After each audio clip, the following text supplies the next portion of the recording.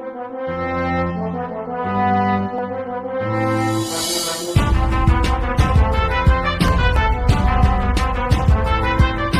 Episode 2 की starting में हम मिलिट्री स्कूल को देखते हैं। एपिसोड 2 की स्टार्टिंग में एग्जामिनर बताते हैं कि हम आपको एक गाइडेंस देना चाहते हैं। आपको हम एक पैम्पलेट देंगे जिसमें प्रिंसेस की फ़ोटो होगी। आपको प्रिंसेस को ढूंढना है। रियो और सेलेन लगातार अभी तक लॉयड को ढूंढ रही होती हैं और जब रियो पूछती है कि आपको पता है मैथॉन इसके बारे में, मैथॉन भी यहाँ पे लगातार लॉयड को ढूंढे जा रहे होते हैं पर उन्हें भी नहीं दिखता। वो रियो ये देखी कहती है क्या वो फेल हो गया। मैथॉन भी अपने मन में यही सोच रहा होता है क्या लॉयड फेल हो गया, वो बहुत ही पावरफुल है। एग्जामिनर कहती है आपको आगे की सारी बातें मैथॉन सर बताएंगे। मैथॉन कहता है हाँ मैं सबको बताऊंगा, हाथ उठाओ जिसने लॉयड को नहीं देखा। एग्जामिनर जब से बहुत ही बुरी तरह मारते हुए कहती है बेवकूफ़, तुम्हें राजकुमारी की पैम्पलेट इन्हें बांटने हैं, समझे। इसे सुनकर वो कहता है हाँ मैं समझ गया। सभी सोल्जर उसे काफ़ी ध्यान से देख रहे होते हैं उन पैम्पलेट को लेने के बाद। इस तरफ मैथॉन कहता है अगर वो नहीं मिला तो हम जियोन के खिलाफ जंग हार जाएंगे। सेलेन किसी पागल की तरह लगातार सर लॉयड लॉयड कहे जा रही होती है। रियो कहती है हमें जल्दी ही उसे ढूंढना होगा, वो बहुत ही पावरफुल है। एग्जामिनर कहती है जो भी राजकुमारी को ढूंढेगा उसे काफ़ी बड़ा इनाम और पैसे दिए जाएंगे। हाँ, और एक और ज़रूरी बात, उस इंसान की एक विश भी पूरी करी जाएगी। तो क्या आप लोग इसके लिए तैयार हो। इसे सुनकर सेलेन और रियो कहते हैं क्या हमारी सच में एक विश पूरी करी जाएगी। अगले सीन में लॉयड कहता है क्या मैं सच में फेल हो गया। मैं भले ही काफ़ी वीक हूँ पर मैंने अपनी पूरी कोशिश की। मैं ऐसे अपने गांव वापस नहीं जा सकता। जब भी वो एक पैम्पलेट को लगा हुआ देखता है लॉयड पर एक मॉन्स्टर अटैक कर देता है। लॉयड उसे मारकर दूर फेंक देता है और कहता है हटो यहाँ से। लॉयड को पता चलता है कि वो पैम्पलेट एक कैफेटेरिया का है जहाँ पर उन्हें एक वर्कर चाहिए। लॉयड वहाँ पे जाता है, गेट खोलते हुए कहता है क्या कोई यहाँ पर है। जब एक अनजान शख्स उसके ऊपर अटैक कर देता है लॉयड उसे देख लेता है और बड़ी आसानी से उसके पंच को डॉच कर देता है, जिसे देख के वो बंदा काफ़ी हैरान होता है। वो कहता है आखिरकार इसने कैसे किया और वो लॉयड को देखने लगता है। लॉयड कहता है प्लीज़ मुझे माफ़ कर दो पर मैं यहाँ पे कोई परेशानी खड़ी करने नहीं आया हूँ, बस मैं यहाँ पे काम के लिए आया हूँ। वो आदमी डरते हुए कहता है क्या ये सच में काम के लिए आया है, पर इसका ऑरा तो बहुत ही ज़्यादा खतरनाक है, मैं इससे नहीं लड़ सकता, पर मुझे इसे हराना होगा, शायद ये कुछ भयानक करने आया। लॉयड कहता है प्लीज़ मुझे माफ़ कर दीजिए पर मुझे यहाँ पे पार्ट टाइम वर्कर की जॉब चाहिए। वो पर्सन कहता है क्या तुम इस कैफेटेरिया में काम करना चाहते हो। वो लॉयड कहता है हाँ मैं सच में इस कैफेटेरिया में काम करना चाहता हूँ, मुझे बताइए इसके लिए क्या करना होगा। मेरी स्किल्स काफ़ी अच्छी हैं, मैं खाना भी बना सकता हूँ और साफ़ सफाई भी कर सकता हूँ। कुकिंग का मतलब ये असैसिनेशन है और क्लीनिंग का मतलब ये बॉडी को पूरी तरह से ख़त्म कर देता है। लॉयड कहता है अगर मैं ऐसे वापस दिया तो मैं घर पर क्या मुँह दिखाऊंगा। जिसे सुनकर वो पर्सन हैरान होते हुए कहता है क्या कहा ये, अपनी गैंग को बिना कुछ करे मुंह नहीं दिखा सकता। वो पर्सन लॉयड से कहता है तो ठीक है दिखाओ मुझे अपनी स्किल, तुम क्या कर सकते हो, और वो लड़ाई के लिए तैयार होता है। लॉयड कहता है ठीक है पर यहाँ पे किचन कहाँ पर है आप मुझे बताएंगे। वो पर्सन नहीं सुन के थोड़ा हैरान होता है। लॉयड कुकिंग करते हुए उस पर्सन से कहता है आपको पता है मैं फेल हो चुका हूँ मिलिट्री एग्ज़ाम में और इसीलिए मैं अपने घर वापस नहीं जा सकता और मैं यहाँ पे काम करूँगा और फिर से मैं अगले साल एंट्रेंस एग्ज़ाम दूंगा मिलिट्री में ज्वाइन होने के लिए। पर्सन ये सुन के कहता है ये एक बहुत ही बड़ा झूठ है और साफ। और वो लॉयड को देखते हुए कहता है ये सच में लगता नहीं है कि ये इतना खतरनाक होगा, पर मैं ये नहीं भूल सकता कि इसने किस तरह से मेरे पंच को डॉच किया जो बहुत से लोग नहीं कर पाते। और इस तरफ हम लॉयड का इंटरव्यू एग्ज़ाम देखते हैं जिसे मैथॉन देख रहा होता है और वो कहता है क्या ये लॉयड का एग्ज़ाम ही तो बहुत ही बेकार है। जब भी उसके साथी उसे मारते हुए कहती है तो मैं कुछ भी नहीं पता। एग्जामिनर पूछती है ये लॉयड का है आखिरकार है कैसा, क्या वो बेवकूफ़ है। सेलेन कहती है लॉयड ने काफ़ी अच्छी ड्राइंग बनाई है, एक बार देखिए ना एग्जामिनर। एग्जामिनर जब उसे देखती हैं तो वो काफ़ी हैरान होती हैं। वो कहती हैं ये एसिड रन्स हैं, ये काफ़ी रेयर होते हैं, इन्हें बहुत ही कम लोग लिख पाते हैं, वो सच में काफ़ी कमाल का लड़का होगा। और जब भी मैथॉन कहता है कौन, जब भी वो उसे और मारते हैं और कहते हैं क्या तुम्हें नहीं पता ये मैजिकल वर्ड्स आखिरकार होते क्या हैं, तुमने ही मुझे इनके बारे में रिसर्च करने को कहा था ना। एग्जामिनर सेलेना और रियो को समझाते हुए कहती है हम इस एक वर्ड से अपने जैगर को सब कुछ समझा सकते हैं, अगर उसे मैजिक आता हो तो ये बहुत ही बढ़िया है। इस सीन में लॉयड ने अपनी कुकिंग ख़त्म कर ली होती है जिसे वो पर्सन देख रहा होता है। वो कहता है क्या इसने इसमें कुछ डाला है। लॉयड कहता है क्या खाना अच्छा नहीं बना। वो पर्सन कहता है नहीं ऐसी बात नहीं है।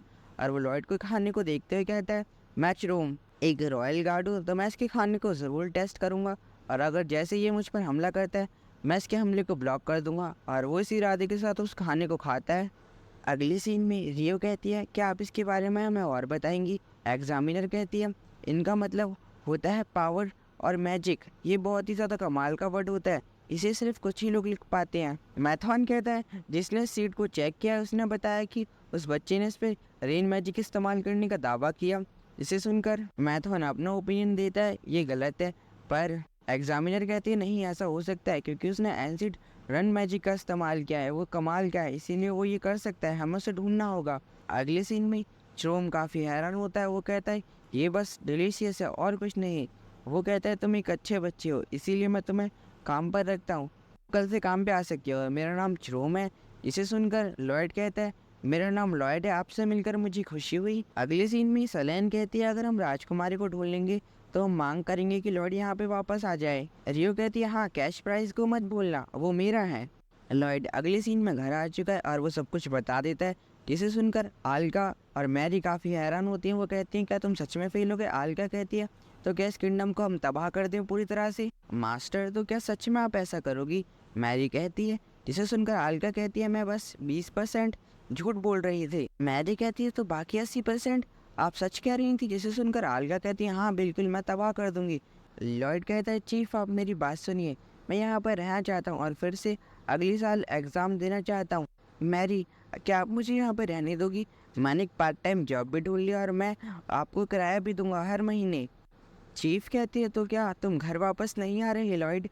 लॉयड कहता है नहीं, मैं यहाँ पर रह के मेहनत करूँगा और फिर से एक सोल्जर बन के दिखाऊंगा जो काफ़ी मजबूत होगा। मैरी कहती है लॉयड मैं तुमसे खुश हूँ, मैं तुम्हें यहाँ पर रहने दूंगी। लॉयड तुम जानते हो ना मैं तुमसे मना नहीं कर सकती, तो तुम यहाँ पर रह सकते हो। और लॉयड के जाने के बाद आल्का कहती है अब मुझे भी इस घर में रहना होगा।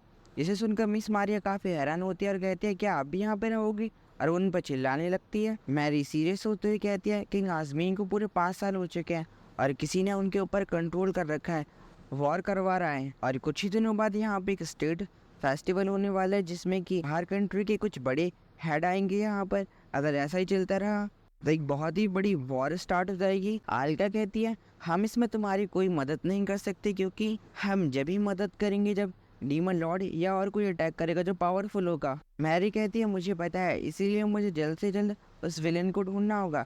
अलका कहती है तुम्हें कोई भी जल्दबाजी में फैसला नहीं लेना चाहिए।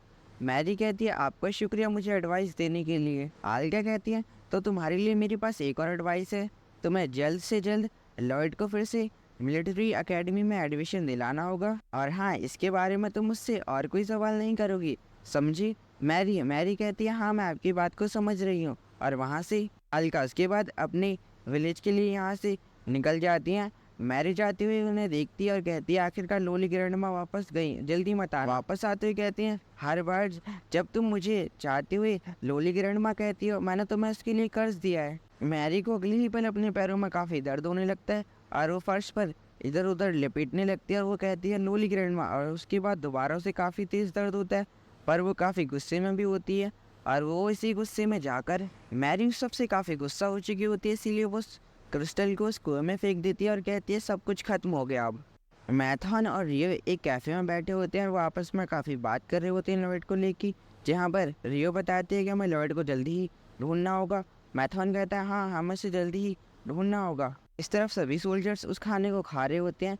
वो कहते हैं यहाँ का खाना सच में काफ़ी बढ़िया है, पहले से भी सच में मुझे अच्छा लग रहा है। रियो कहती है क्या सच में ना यहाँ का खाना पसंद आ रहा है, मुझे तो बिल्कुल नहीं आता। रियो पूछती है ये कैफेटेरिया का ओनर कोई फाइटर नहीं लगता।